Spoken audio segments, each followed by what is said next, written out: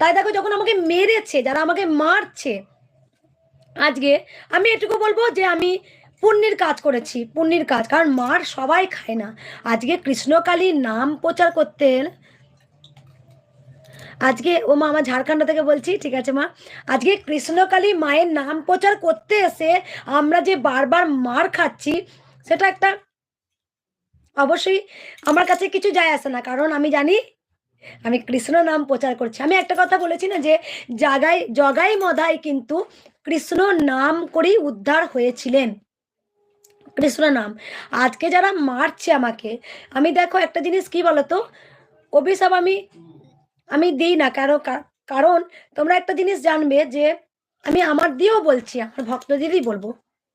শ্রীরামপুর থেকে দেখছি তুমি একবার বলো না আমার তোমার জন্য রাস্তায় নামবো। আমি জানি তোমরা, আমি জানি ভক্তরা